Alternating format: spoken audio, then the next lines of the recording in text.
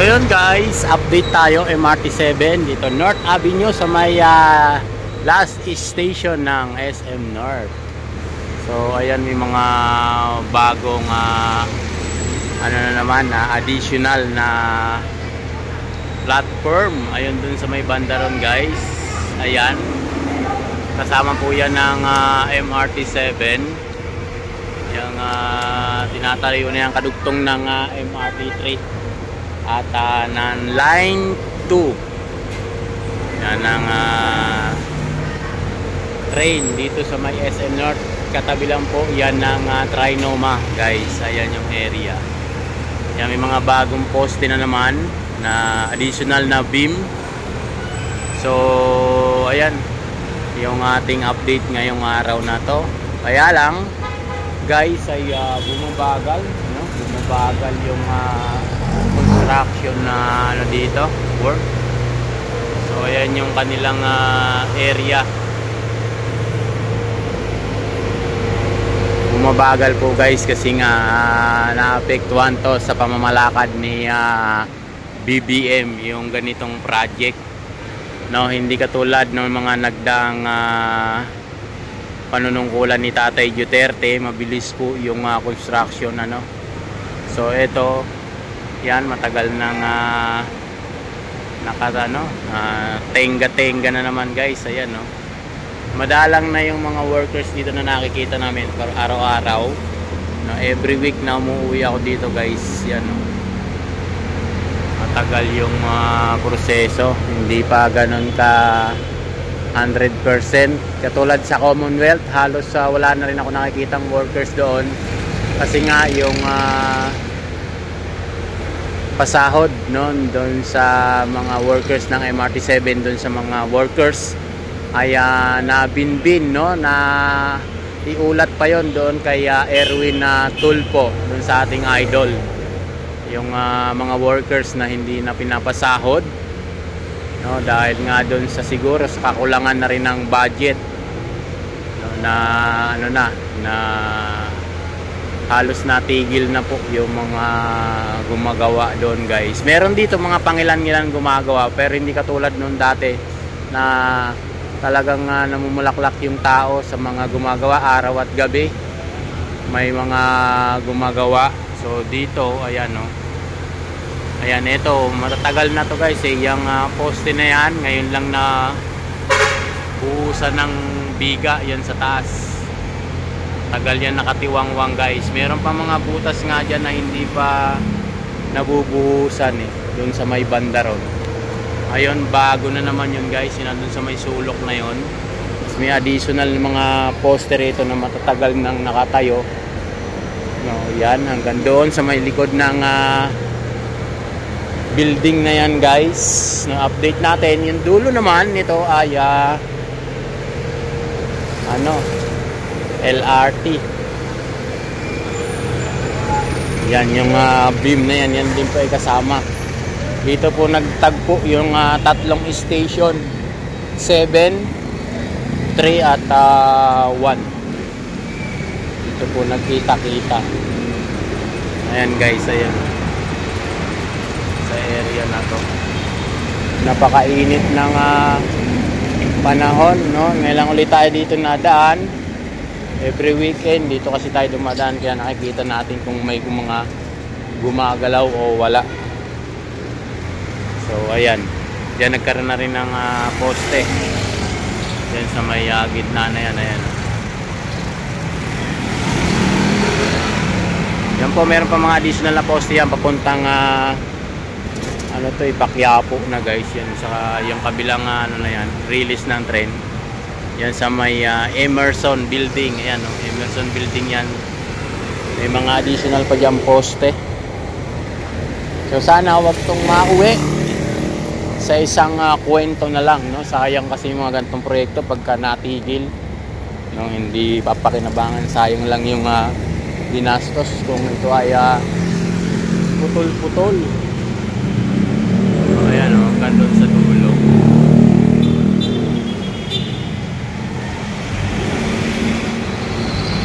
Putol-putol po ito. Guys, andito tayo sa may SM North, no? update tayo sa line 7 ng MRT 7 dito sa may North EDSA na to guys, yung station dito. So dito tayo dumaan sa may gilid para makita nyo yung kabuuan. Yan, may mga poste pa dun guys. Ayan yung mga additional na poste. Ayan yung pinaka ano niya, standby na mga bagon guys. Ayan, mga posting malalaki na dun sa kabila. Ayan. Ayan. Punta ng Quiapo naman yan guys, yung area na yan. Ayan. So, sayang no, napapabayaan na kasi ni BBM yung proyekto pagka gobyerno, no? Government project, no? Ang inuuna kasi niya yung mga walang parang pakinabang, puro pamimigay ng ayuda. Hindi naman niya pera yung pinamimigay. Lalo na si Romualdez. Hindi ko alam kung ano nga sitwasyon ni BBM ngayon. Sabi nasa ospital, tinakbo daw. No? Yan, inuunti-unti na siya ng lumalang dahil sa pinagagagawa niya sa gobyerno. Inuunti-unti na siya. So ayan guys, pa yung additional. Ayan naman yung LRT, yung Muñoz hanggang ano na po yan, hanggang lampas pa ng Baclaran, pa Cavite na po yung dulo nito. Ayan, dito po yung nagtagpo po, yan yung station ng MRT 3. yan, kasama yan. Ayan, matagal na rin po yan, halos mag 2 taon na. Ayan yung sitwasyon dito sa may north. Hanggang doon po yan sa may kabila, ilakad po kayo doon para makita nyo. Nandito. So, lakad tayo dito guys sa may gilid ng SM North kasi ako po ay papunta sa trabaho. So mag-update na rin tayo. Yan, meron na rin ditong bagong footbridge dito sa lugar na to. Binakbak ko kasi yung footbridge na yan, palipat dun sa kabila sa may Save More. So yan, napakaganda ng footbridge na to. Para to sa lahat, no, kasi para din to sa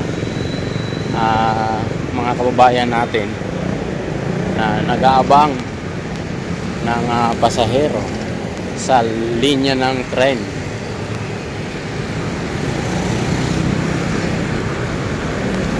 Yan, no?